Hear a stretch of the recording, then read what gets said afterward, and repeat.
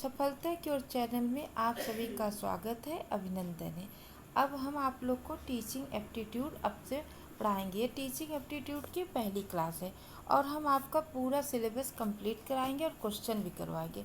जो क्वेश्चन ऐसे रहेंगे कि जो उससे आप अपने जो पेपर में आए उसी टाइप के आएंगे, सेम टू नहीं आएगा, तो आप अच्छे से कर पाएंगे। आज हम नई शिक्षा नीति पढ़ाएंगे। इसके पाठ की रूपरेखा, उद्देश्य, विशेषताएं, शिक्षक, विद्यार्थी, स्कूल, इन सब के बारे में बताएंगे। आप लोग हमारा वीडियो शुरू से लेकर आखिरी तक ज़रूर देखिए, उसे लाइक, शेयर, सब्सक्राइब करिए और कमेंट बॉक्स में ज़रूर से ज़रूर लिखा करिए कि आपको हमारा वीडियो कैसा लगा, क्या सुधार करूं, ये सब ज़रूर बताइए। तो सबसे पहले जानते हैं कि नई शिक्षा नीति क्या है। इससे पहले कौन कौन सी शिक्षा नीति लागू की गई थी उसके बारे में भी जानेंगे। और यह कौन सी शिक्षा नीति है। पहली शिक्षा नीति 1968, फिर 1986 में दूसरी शिक्षा नीति, और अब तीसरी बार 220 में शिक्षा नीति में बदलाव किया गया है, बदलाव हुआ है। नई शिक्षा नीति 2020 का उद्देश्य भारत के युवाओं को समावेशी और समान गुणवत्ता वाली शिक्षा सुनिश्चित करना है। यह भारत की 21वीं सदी की पहली शिक्षा नीति है जो कि योजनाबद्ध और चरणबद्ध तरीके से पूरे देश में लागू की जा रही है। नई शिक्षा नीति का मसौदा इसरो के प्रमुख रह चुके डॉक्टर के कस्तूरी रंगन की अध्यक्षता में तैयार की गई है। किसकी अध्यक्षता में? डॉक्टर के कस्तूरी रंगन की अध्यक्षता में। ये तीसरी शिक्षा नीति है। पहली कब हुई थी? 1968 में, और दूसरी उसको उलट दो तो क्या हो गया? 1986। और ये तीसरी शिक्षा नीति है। ठीक है, अब देखिए नई शिक्षा नीति क्या है। नई शिक्षा नीति 2020 भारत में पहली शिक्षा नीति 1968 में बनाई गई थी। उसके बाद दूसरी शिक्षा नीति 1986 में बनाई गई थी, और अब नई शिक्षा नीति का मसौदा इसरो के प्रमुख रह चुके डॉक्टर के कस्तूरी रंगन की अध्यक्षता में तीसरी शिक्षा नीति 2020 तैयार किया गया है, जिसमें शिक्षा के क्षेत्र में कई बदलाव किया गया है। वही हाल में मानव संसाधन प्रबंधन ने शिक्षा नीति में बदलाव के साथ साथ अपने मंत्रालय का नाम भी बदल दिया है। पहले इसका मतलब जो शिक्षा नीति बनाता था वो कौन सा मंत्रालय था? मानव संसाधन प्रबंधन उसे कहा जाता था। लेकिन इस तीसरी शिक्षा नीति में उसको बदल दिया गया है, उसको नाम बदल दिया गया। क्या नाम रख दिया गया है? शिक्षा नीति में बदलाव के साथ साथ अपने मंत्रालय का नाम भी बदल दिया है। मानव संसाधन को अब शिक्षा मंत्रालय के नाम से जाना जाएगा। कि मानव संसाधन को किसके नाम से? शिक्षा मंत्रालय के नाम से। पहले की जो शिक्षा थी 10+2 थी। अब का इसका मतलब अब की इसका वो फार्मूला बदल दिया गया। अब है 5+3+3+4 के फार्मूला से। इसके बारे में भी हम लोग समझेंगे। नई शिक्षा नीति के नए फार्मूले के 4 चरण हैं, 4 चरणों में बांटा गया है। पहले शिक्षा नीति में 10+2 था, लेकिन तीसरी में 5+3+3+4 के फार्मूले से नई शिक्षा नीति के नए फार्मूले के 4 चरणों में बांटा गया। अब इसको हम अच्छे से समझते हैं ये क्या है। पहला है फाउंडेशन स्टेज। नई शिक्षा नीति के फाउंडेशन स्टेज में 3 से 8 साल तक के बच्चों को सम्मिलित किया गया। ये जो 3 से 8 साल के बच्चे हैं, इनकी जो शिक्षा होगी प्री स्कूल यानी आंगनबाड़ी जैसे स्कूलों में इनकी शिक्षा होगी, जिसमें 3 साल की प्री स्कूली शिक्षा को सम्मिलित किया गया है, जिसके अंतर्गत छात्रों को भाषा कौशल तथा शैक्षिक स्तर का मूल्यांकन किया जाएगा। उनकी भाषा कौशल कैसा है ये देखा जाएगा, फिर उसके आधार पर शैक्षिक स्तर पर उनका मूल्यांकन किया जाएगा और उसके विकास में ध्यान केंद्रित किया जाएगा। यह देखा जाएगा कि बच्चा किस तरफ ज़्यादा उसका झुकाव है, तो उसी हिसाब से उसको आगे की शिक्षा प्रोवाइड की जाएगी। ऐसा ध्यान और उसके विकास पर ध्यान केंद्रित किया जाएगा कि बच्चे का संपूर्ण विकास हो। दूसरा स्टेज क्या है? दूसरा प्रीपेरेटरी स्टेज। कौन सा स्टेज है? प्रीपेटरी स्टेज। इस स्टेज में 8 से 11 साल, उसमें था 3 से 8 साल तक, और इसमें क्या है, इस स्टेज के बच्चे 8 से 11 साल के बच्चों को सम्मिलित किया गया, जिसमें कक्षा 3 से 5 तक, जो 3 से 8 साल तक था, वो कक्षा 2 तक की पढ़ाई करके आएंगे, चाहे वो आंगनबाड़ी में वो पढ़ें, प्री स्कूलों में पढ़ाई होगी जिसमें उन्हें खेल खेल में सब कुछ सिखाया जाएगा। इसमें कक्षा 3 से 5 तक के बच्चे होंगे। नई शिक्षा नीति के इस स्टेज में छात्रों का संख्यात्मक कौशल को मजबूत करने पर विशेष ध्यान केंद्रित किया जाएगा। किस पे? संख्यात्मक कौशल पर। और वही सभी बच्चों को क्षेत्रीय भाषा का भी ज्ञान दिया जाएगा। सभी बच्चों को कौन सी भाषा? क्षेत्रीय भाषा को। फिर आएगा मिडिल स्टेज। अब इस स्टेज में कौन से बच्चे आएंगे? इस स्टेज के भीतरी 6ठी से 8वीं तक, अभी वहाँ कहाँ तक पढ़ लिए? 3 से 5 तक। अब यहाँ से 6ठी से 8वीं तक कक्षा तक के बच्चों को सम्मिलित किया गया है, जिसमें 6वीं कक्षा के बच्चों से ही कोडिंग सिखाना शुरू किया जाएगा। जब वो बच्चा 6ठी क्लास में होगा तभी से उसे कोडिंग सिखाना शुरू कर दिया जाएगा, जो कि अब जाकर बच्चे सीख रहे हैं। वही सभी बच्चों को व्यावसायिक परीक्षण के साथ साथ व्यवसाय इंटर्नशिप के अवसर भी प्रदान किए जाएंगे। जैसे अब जो भी इंजीनियरिंग कर रहे हैं आईआईटी या एनआईटी, तो अब उनको इंटर्नशिप मिल रही, लेकिन इस शिक्षा नीति में 6ठी कक्षा में ही बच्चों को कोडिंग सिखाना शुरू कर देंगे। उसके बाद उन्हें इंटर्नशिप भी के अवसर भी प्रदान किए जाएंगे। ये बहुत अच्छी चीज़ है कि जैसे कि ये नहीं कि सिर्फ आपने पढ़ाई कर लिया फिर नौकरी का इंतज़ार करें। अगर इसमें आपको नौकरी नहीं भी मिल रही तो आपको इतनी चीज़ें सिखा दी जाएगी कि आप अपना बिजनेस शुरू कर सकते हैं या किसी भी क्षेत्र में आप जा सकते हैं। तो जब अगर बच्चा 6 से कोडिंग सीख रहा है और इंटर्नशिप के लिए वो इंटरव्यू दे रहा, तो उसके मतलब उसका नॉलेज भी बढ़ रहा है और उसे अच्छी जगह जाने के बहुत सारे अवसर मिलेंगे, अपॉर्चुनिटी मिलेगी। और चौथा स्टेज क्या है? Secondary stage. इस स्टेज में 8वीं कक्षा से 12वीं कक्षा तक के छात्रों को सम्मिलित किया गया है। वैसे 8वीं तक तो पढ़ चुके, 9वीं कक्षा से 12वीं कक्षा तक। इस स्टेज के भीतर 8वीं से 12वीं कक्षा के शैक्षिक पाठ्यक्रम को भी खत्म करके बहुवैकल्पिक शैक्षिक पाठ्यक्रम को शुरू किया गया है। शैक्षिक पाठ्यक्रम को खत्म करके बहुवैकल्पिक शैक्षिक पाठ्यक्रम को शुरू किया गया।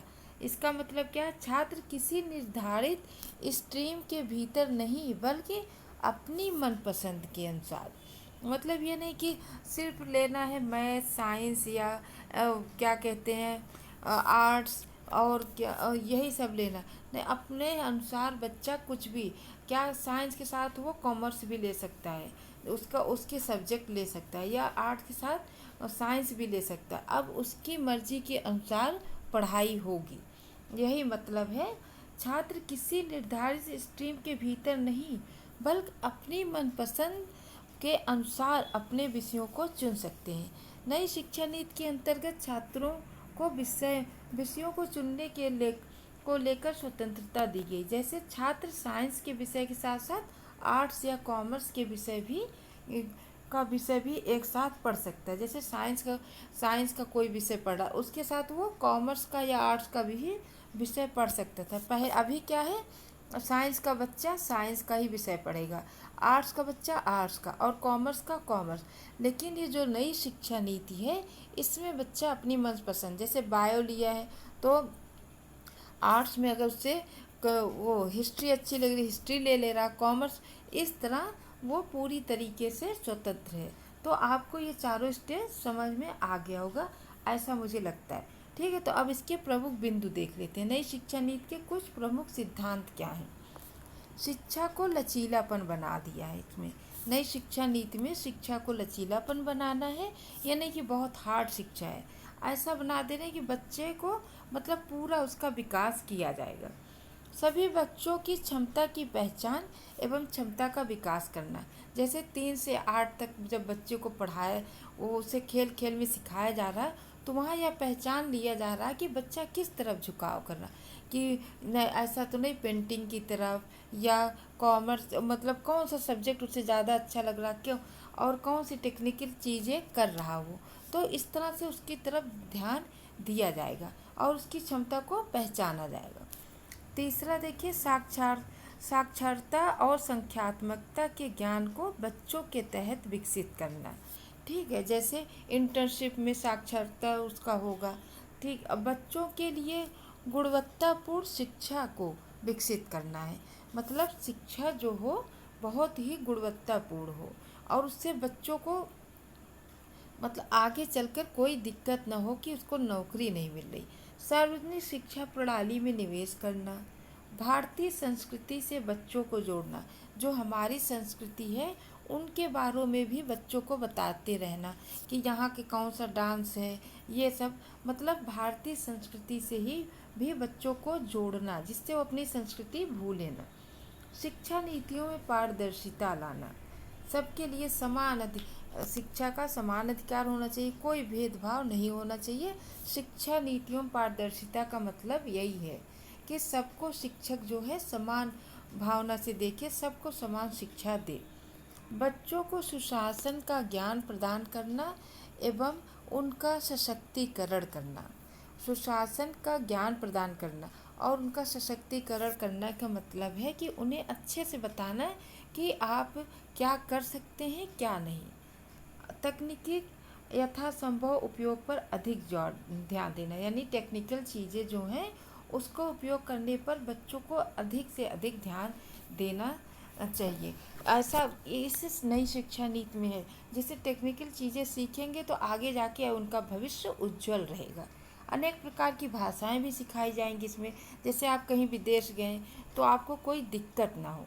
बच्चों की सोच को रचनात्मक बनाना और तार्किक करना। मूल्यांकन पर जोर, जब उसको जैसे मैं एक क्लास पढ़ा लिया गया तो उसका मूल्यांकन किया जाएगा कि कैसा वो रिजल्ट दे रहा।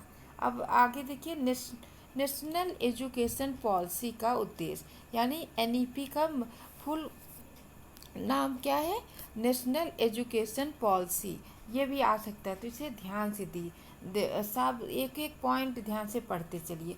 इसका उद्देश्य क्या है, मतलब बड़ी बड़ी बातें कि इसका उद्देश्य क्या है ये भी, और सबसे मेन कि इसको सही से अप्लाई किया जाएगा, जब ये लागू किया जाएगा कि नहीं, ये सब भी बहुत ज़रूरी है। तो इसमें पढ़ने में तो बहुत अच्छा लग रहा, पता चला कि कुछ हो ही नहीं रहा, तो ये सब चीज़ें भी बहुत ज़रूरी हैं। अब देखिए, नेशनल एजुकेशन पॉलिसी का उद्देश्य क्या है। भारत को वैश्विक स्तर पर शैक्षिक रूप से महाशक्ति बनाया जाए और भारत में शिक्षा का सार्वभौमिकरण कर शिक्षा की गुणवत्ता को उच्च किया जाए। इस नई पॉलिसी से पुरानी एजुकेशन पॉलिसी को बदला जाएगा, जिससे शिक्षा की गुणवत्ता में सुधार आएगा और बच्चे भी अच्छी शिक्षा प्राप्त करके अपना जीवन उज्जवल बना पाएंगे। इसका मेन उद्देश्य यही है। इस योजना का मुख्य उद्देश्य है कि बच्चों तकनीकी यानी टेक्निकल तथा रचनात्मक के साथ साथ शिक्षा का महत्व समझना तथा उन्हें अपने आने वाले कल के लिए पूर्ण रूप से तैयार करना, जिससे उनके अंदर सशक्तिकरण और मनोबल बना रहे। मतलब अगर टेक्निकल चीज़ें भी सीखा है और शिक्षा भी ले रहे हैं तो हम अंदर से कॉन्फिडेंस हमें रहेगा कि हमें तो कुछ ना कुछ हमें मिलेगा ज़रूर, कोई ना कोई नौकरी। ये नहीं कि अगर गवर्नमेंट जॉब नहीं मिल रही तो हम अपना कोई बिजनेस शुरू कर सकते हैं। इस नई शिक्षा नीति का मेन उद्देश्य यही है कि बच्चा कॉन्फिडेंट रहे और हताश न हो, इधर उधर न भागे। अगला देखिए, नेशनल एजुकेशन पॉलिसी के तहत पाठ्यक्रम कैसा होगा। नेशनल एजुकेशन पॉलिसी के तहत पाठ्यक्रम में भी कमी की गई है। अब पाठ्यक्रम उतना कर दिया गया है जितना बच्चों के लिए अनिवार्य है, मतलब अब फालतू चीज़ें नहीं पढ़ाई जाएंगी, जो बच्चों के भविष्य के लिए अनिवार्य है वही पढ़ाया जाएगा। इस पाठ्यक्रम को कम करने का लक्ष्य था कि क्रिटिकल थिंकिंग पर ज़्यादा ध्यान दे, मतलब बच्चा क्रिटिकल थिंकिंग पर ज़्यादा ध्यान दे और टेक्नोलॉजी के माध्यम से, जैसे कि TV channel, online book app यानी ई लर्निंग को बढ़ावा दिया जाए।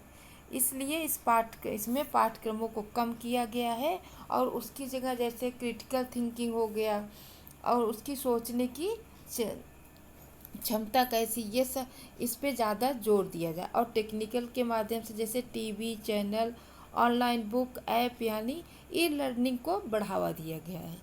ठीक है। अब नई शिक्षा नीति की मुख्य विशेषताएं क्या हैं, यानी एनईपी की मुख्य विशेषताएं। नेशनल एजुकेशन पॉलिसी के अंतर्गत शिक्षा का सार्वभौमिकरण किया जाएगा। अगला पॉइंट देखिए, नेशनल एजुकेशन पॉलिसी के अंतर्गत 10+2 का पैटर्न फॉलो किया जाता था। जो राष्ट्रीय शिक्षा नीति थी, इससे पहले राष्ट्रीय शिक्षा नीति में 10+2 का पैटर्न का फॉलो किया जाता था। पहले ही मैंने शुरू में बता दिया, लेकिन अब उसे क्या किया गया, बदल दिया गया, जिसे बदलकर अब 5+3+3+4 का पैटर्न को फॉलो किया जाएगा। अब जो नई शिक्षा नीति है वो 10+2 को फॉलो नहीं करेगी। वो राष्ट्रीय शिक्षा नीति में फॉलो हो रहा था, लेकिन अब उसे बदल दिया गया है और वो 5+3+3+4 पैटर्न को फॉलो करेगी। 5वीं कक्षा तक शिक्षा मातृभाषा या फिर क्षेत्रीय भाषा में प्रदान की जाएगी। 5वीं कक्षा जो फर्स्ट से लेकर 5 तक, 5th तक की शिक्षा जो है मातृभाषा और या क्षेत्रीय भाषा में प्रदान की जाएगी। सारे पॉइंट इम्पॉर्टेंट हैं। 6ठी कक्षा में व्यावसायिक परीक्षण इंटर्नशिप दी जाएगी, जैसे मैंने अभी बताया था। ठीक है। अब जाके बच्चे इंटर्नशिप कर रहे हैं, लेकिन यहाँ इस नई शिक्षा नीति में पहले 6ठी कक्षा से ही शुरू कर दिया जाएगा। व्यावसायिक परीक्षण में इंटर्नशिप दी जाएगी। और पहले साइंस, कॉमर्स तथा आर्ट्स स्ट्रीम हुआ करते थे, मतलब कि जो साइंस वाला बच्चा साइंस ही पढ़ेगा, कॉमर्स वाला कॉमर्स और आर्ट्स वाला आर्ट्स, यही स्ट्रीम हुआ करता था। लेकिन अब ऐसे कोई भी स्ट्रीम नहीं होगी।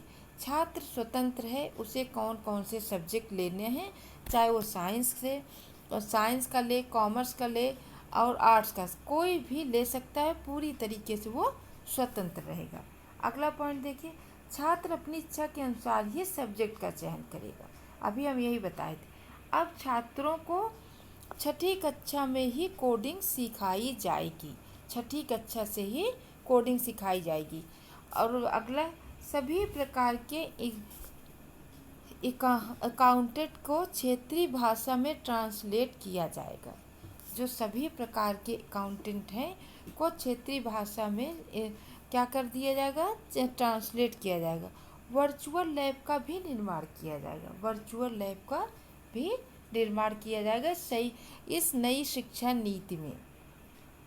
मानव संसाधन प्रबंधन मंत्रालय का नाम बदलकर अब शिक्षा मंत्रालय रखा गया है। मोस्ट इम्पॉर्टेंट, ये क्वेश्चन पूछ लेगा कि मानव संसाधन प्रबंधन मंत्रालय का नाम बदलकर क्या कर दिया गया है, तो उसे आप बता देंगे शिक्षा मंत्रालय। अब इसके कुछ नीति देखें। नई शिक्षा नीति इसके बारे में देखते हैं। नए नेशनल एजुकेशन पॉलिसी में शिक्षकों की गुणवत्ता का स्तर और ऊपर उठाने के लिए कई प्रावधान किए गए हैं। मतलब जो शिक्षकों की गुणवत्ता के स्तर को और ऊपर उठाने के लिए कई प्रावधान किए गए।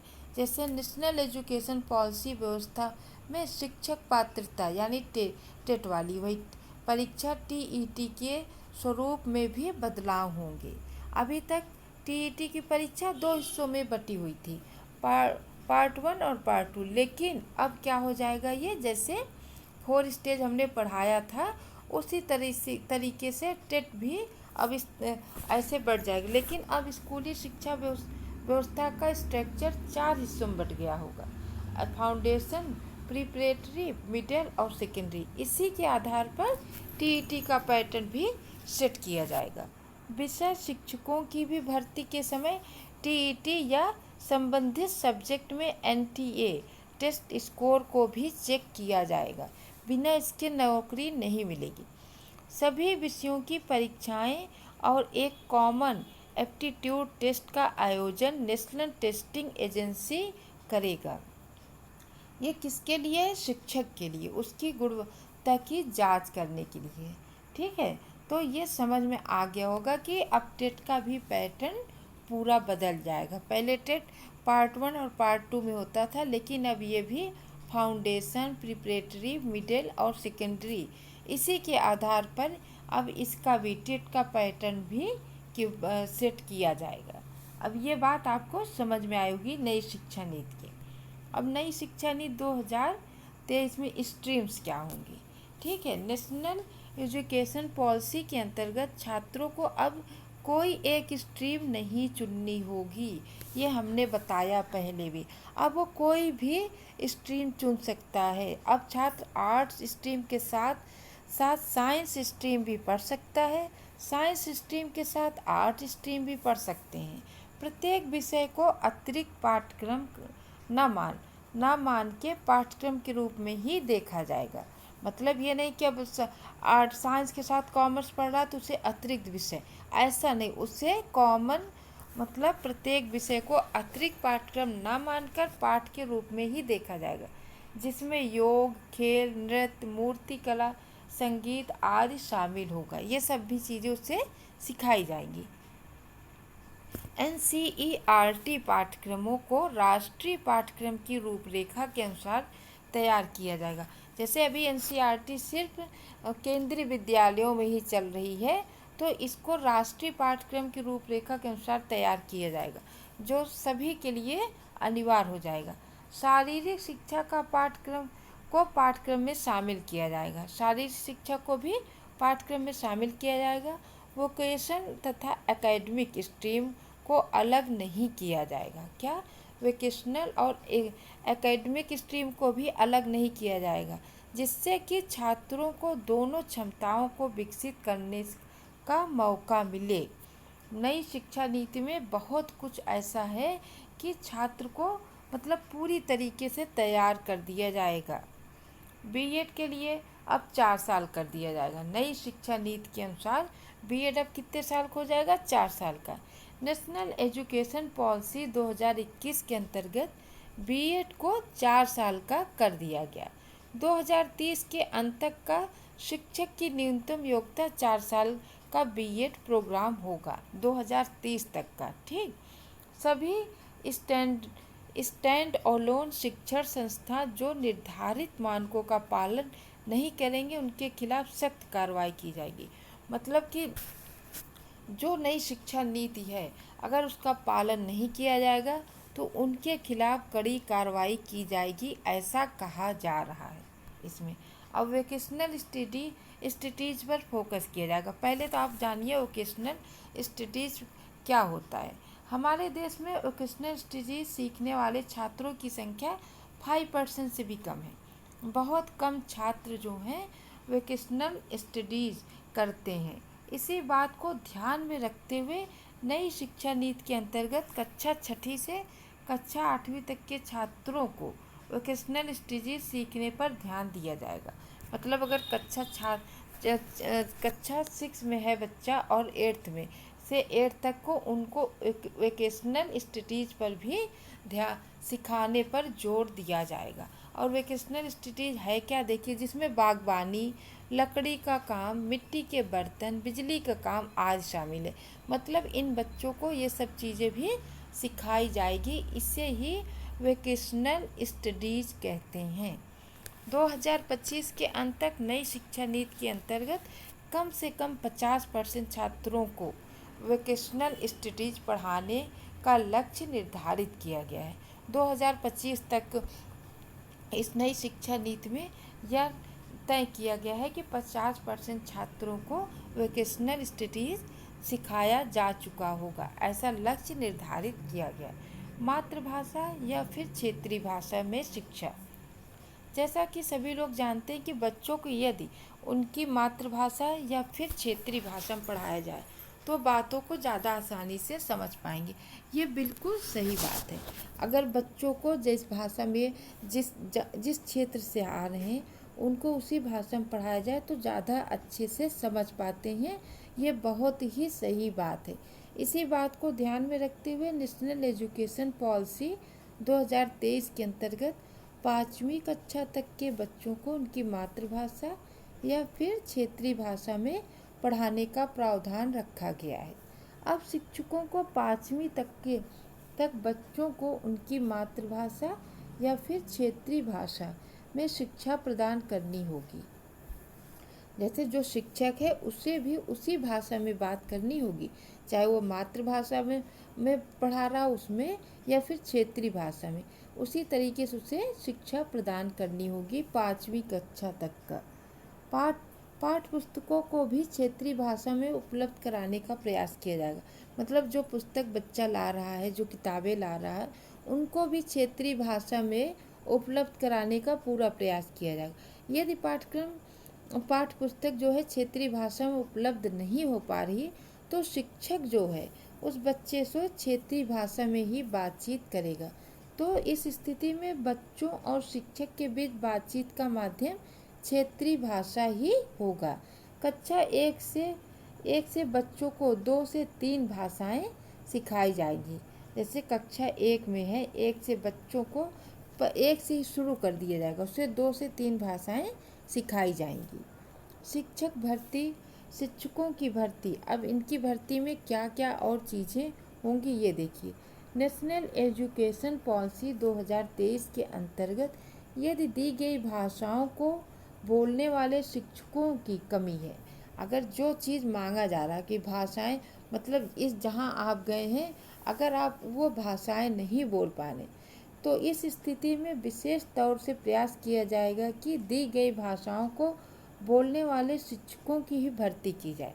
मतलब अगर आप यहाँ से बंगाल गए हैं और वहाँ की क्षेत्रीय भाषा नहीं बोल पा रहे हैं, तो आपको कम महत्व दिया जाएगा, बल्कि जो बोल पा रहा है उसको ज़्यादा महत्व दिया जाएगा और उसी को ही भर्ती भी की जाएगी। कहने का मतलब यही है, जिसके अंतर्गत रिटायर हुए शिक्षकों को भी दोबारा बुलाया जा सकता है। अगर कोई शिक्षक रिटायर हो गया है और वहाँ की क्षेत्रीय भाषा जानता है तो उसे फिर से बुलाया जा सकता है। जैसे आप नहीं जान रहे तो आपको भर्ती नहीं की जाएगी। मतलब विशेष ध्यान उस पर दिया जाएगा जिसे क्षेत्रीय भाषा आती हो। कुल मिला के यही कहने का उद्देश्य है नई शिक्षा नीति में। अगला देखिए, विदेशी भाषाएं भी सिखाई जाएंगी। विदेशी भाषा सिखाई जाने पर जोर। माध्यमिक विद्यालय में बच्चे अपने पसंद की विदेशी भाषा भी सीख सकते हैं, जिसमें French, German, Spanish, Chinese, Japanese आदि होंगी। अभी भी केंद्रीय विद्यालयों में ऐसी भाषाएं सिखाई जाती हैं। यह सभी प्रयास भारत की शिक्षा को वैश्विक तौर पर पहचान बनाने का एक प्रयास है। जैसे बच्चों को ये सब भाषाएं आती रहेंगी तो इन देशों में अगर जाएंगे तो उन्हें किसी प्रकार की परेशानी नहीं होगी। अगला देखिए, बोर्ड परीक्षाएं भी आसान कर दिया गया है। बोर्ड परीक्षाएं हुई आसान। छात्र 10वीं और 12वीं की बोर्ड परीक्षा को लेकर अक्सर तनाव में रहते हैं और हमेशा विषयों को रटने में लगे रहते हैं, परंतु नई शिक्षा नीति के तहत बोर्ड परीक्षा को आसान बनाने की पूरी कोशिश की गई है। इसमें ऐसा मतलब कहा गया है कि आपको बोर्ड परीक्षा के लिए परेशान होने की ज़रूरत नहीं, रटना नहीं है, परंतु इस नई शिक्षा नीति में बोर्ड परीक्षा को पूरी तरह आसान बनाने की पूरी कोशिश की गई है। विषयों की सीमा समाप्त। विषयों की सीमा समाप्त क्या है, अब ये देखिए। नई शिक्षा नीति में विषयों की सीमा को समाप्त कर दिया गया। अभी तक 10वीं के बाद छात्र को आर्ट, कॉमर्स या साइंस किसी एक स्ट्रीम को लेना होता था।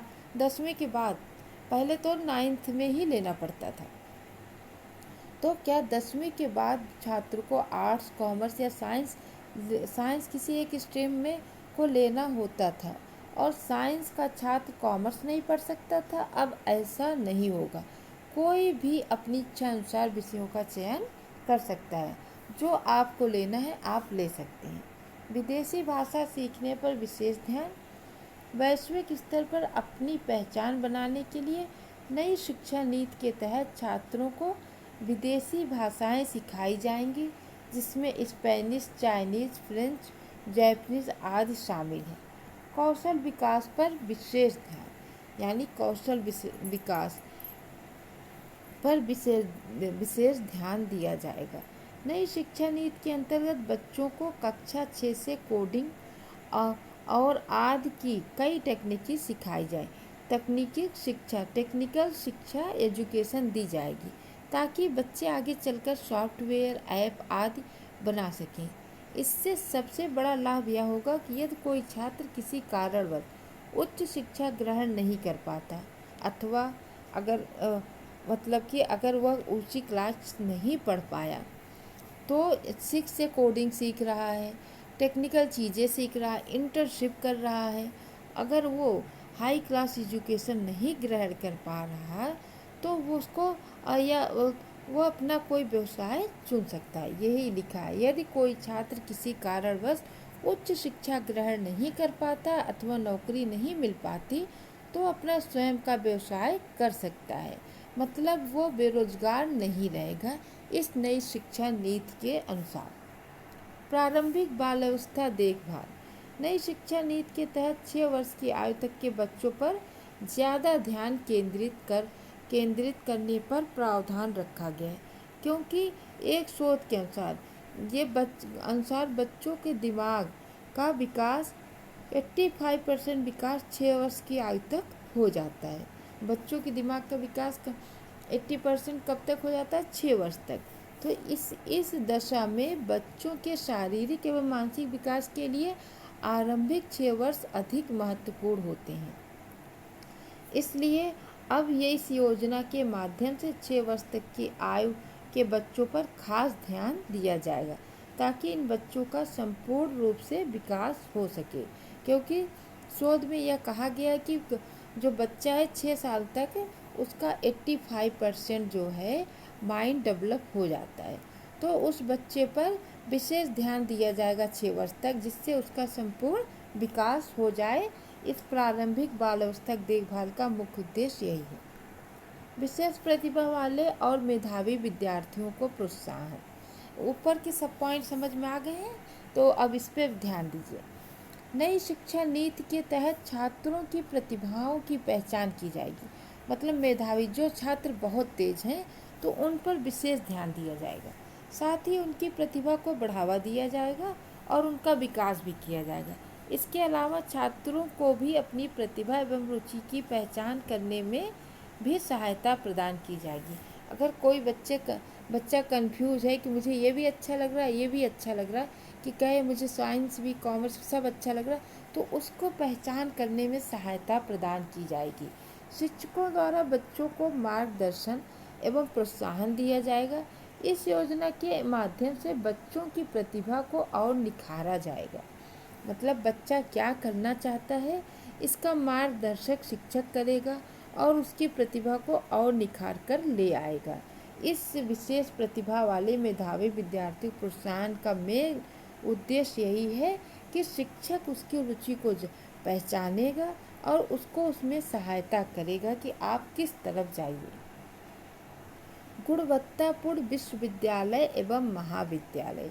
गुणवत्तापूर्ण ये नहीं कि बस विश्वविद्यालय है, वहाँ की गुणवत्ता कैसी है इसकी भी जांच बराबर की जाती है। आज के समय में देश की बेरोजगारी दर घटाने के लिए उच्च शिक्षा को बढ़ावा देना अत्यधिक आवश्यक है। इसलिए विश्वविद्यालयों की शिक्षा प्रणाली में गुणवत्ता लाने के लिए नेशनल एजुकेशन पॉलिसी के माध्यम से अनेक प्रकार के प्रयास किए जाएंगे ताकि युवाओं का समग्र विकास किया जा सके। बहुविषयक विश्वविद्यालय एवं महाविद्यालयों के माध्यम से नेशनल एजुकेशन पॉलिसी के तहत बच्चों को उच्चतर शिक्षा प्रदान की जाएगी। नेशनल एजुकेशन पॉलिसी के अंतर्गत स्टार्स योजना क्या है? केंद्र सरकार द्वारा राष्ट्रीय शिक्षा नीति 2020 के तहत एक नई स्टार्स योजना कार्यान्वयन की मंजूरी दी गई है। कार्यान्वयन की मंजूरी दी गई है। इसका लक्ष्य है कि राज्यों को मजबूत बनाने के लिए शिक्षण अधिगम और परिणाम प्रदान किया जाए। प्रधानमंत्री श्री नरेंद्र मोदी जी की अध्यक्षता में केंद्रीय मंत्रिमंडल ने 5,718 करोड़ परियोजना लागत के साथ स्टार्स परियोजना शुरू करने का निर्णय लिया है। कितना रुपए? 5,718 करोड़। इस राशि में से 3700 करोड़ रुपए विश्व बैंक द्वारा दिया जाएगा। ये पूरी जो राशि है इसमें से 3700 करोड़ रुपए कौन दे रहा है? विश्व बैंक। इस परियोजना को नई शिक्षा नीति की नई अवधारणा को केंद्र प्रायोजित योजना के रूप में लागू किया जाएगा। किसके? केंद्र प्रायोजित। इसका कार्यान्वयन शिक्षा मंत्रालय के स्कूली विभाग द्वारा किया जाएगा। इसमें एक स्वतंत्र और स्वायत्त संस्था के रूप में एक राष्ट्रीय मूल्यांकन केंद्र परख की स्थापना होगी। किसका? परख केंद्र परख की स्थापना शामिल होगी। अब ये देख लीजिए, NEP 2020 के तहत स्टार्स योजना 2022 में शामिल होने वाले राज्य। पहला राज्य कौन सा है? स्टार्स योजना के तहत चिन्हित राज्यों को शिक्षा की गुणवत्ता में सुधार के लिए विभिन्न हस्तक्षेपों के ने समर्थन दिया है। स्टार्स योजना में 6 भारतीय राज्यों को शामिल किया गया है, जो कुछ इस प्रकार है: हिमाचल प्रदेश, राजस्थान, महाराष्ट्र, मध्य प्रदेश, केरला और उड़ीसा। सही। नई शिक्षा नीति सबसे पहले कहाँ लागू हुआ है? कर्नाटक में। अब आज के लिए इतना ही। अगली वीडियो में हम आपको क्वेश्चन कराएंगे। 3-4 वीडियो में हम इसके क्वेश्चन करवाएंगे, जिससे आपको क्लियर हो जाएगा। और हमें ऐसा लगता है कि आज हमने जो पढ़ाया आपको अच्छे से समझ में आया होगा। अगली वीडियो में फिर मिलते हैं। आज के लिए इतना ही। धन्यवाद।